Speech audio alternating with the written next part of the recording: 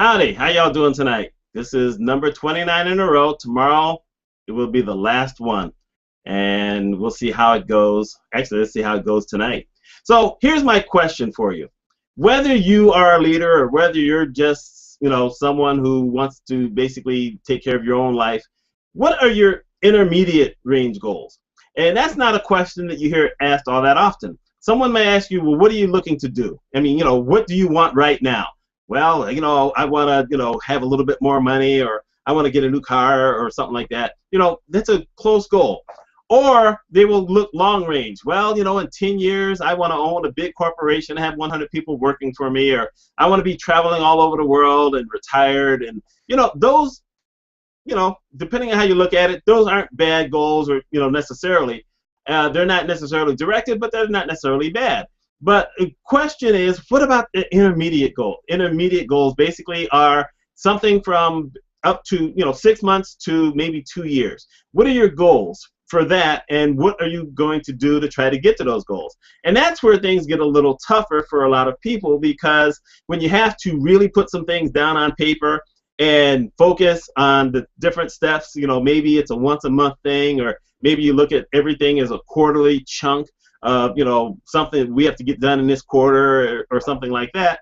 Well, that is something that puts pressure on people. You would think that the most immediate thing puts pressure on people, but it really doesn't, because, your most immediate goals can't be really big. You can't say, well, by the end of the week, I want to make $1 million.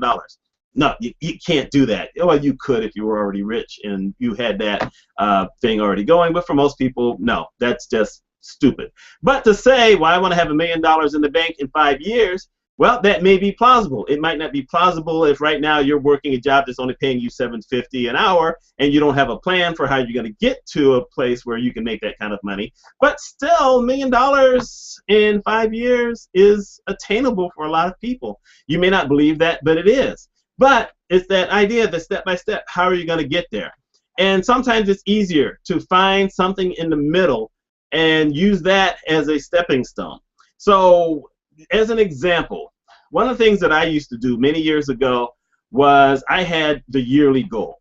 So on this, sometime in December, I would look at what our numbers were like, and you would say, okay, can we improve on this? Can we stay right here? Do we want to make sure we don't falter? What can you do? And I put out goals. And then when I would have department meetings, we would say what those goals were. Is it a monetary goal? Is it a percentage goal? Is it an accuracy goal? And we'd say, these are the goals.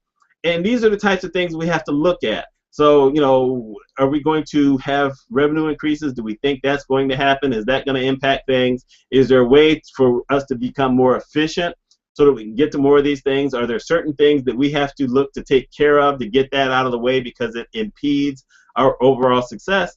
Or one year, which was really fascinating, we just wanted to stay where we were. Everything was humming. We were at such a great point. No one could believe we'd ever gotten there.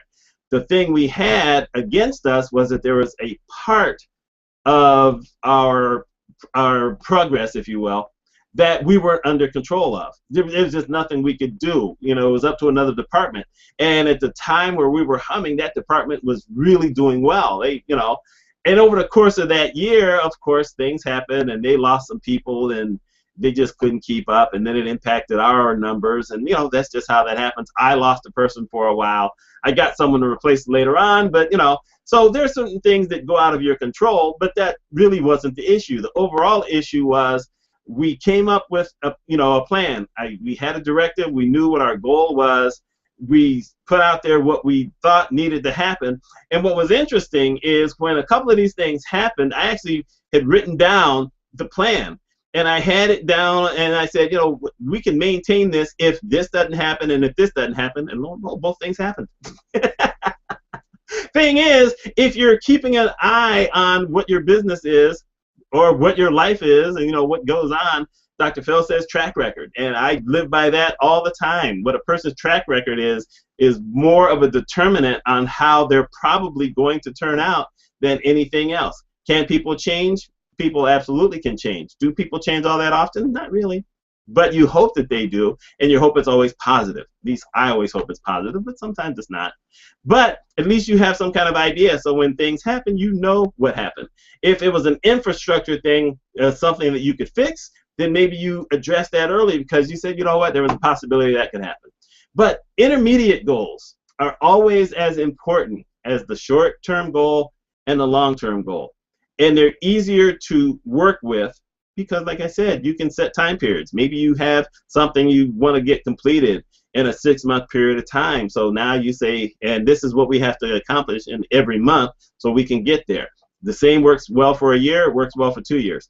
5 years is a little hard to do something like that unless you're really looking at your own life and saying, well, I got 2 years, I can go to college and do whatever. Overall, that's harder to do for a company department because you never know what's going to happen to personnel. You never know what's going to happen within the industry.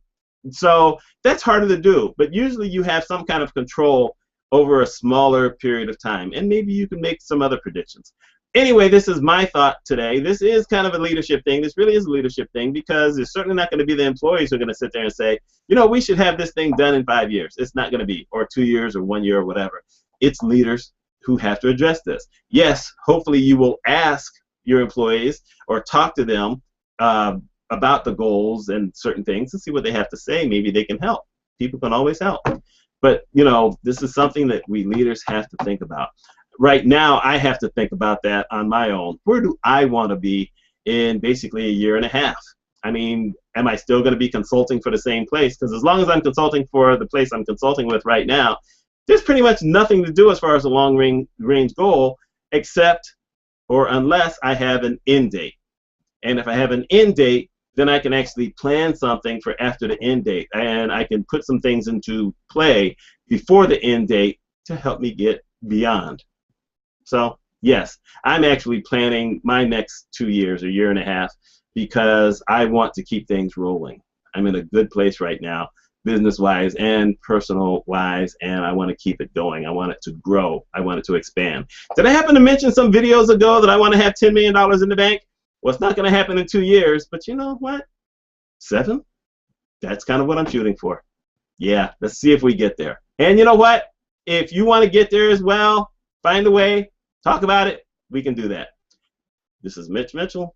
There's a name right there. One more tomorrow. See y'all then. Bye.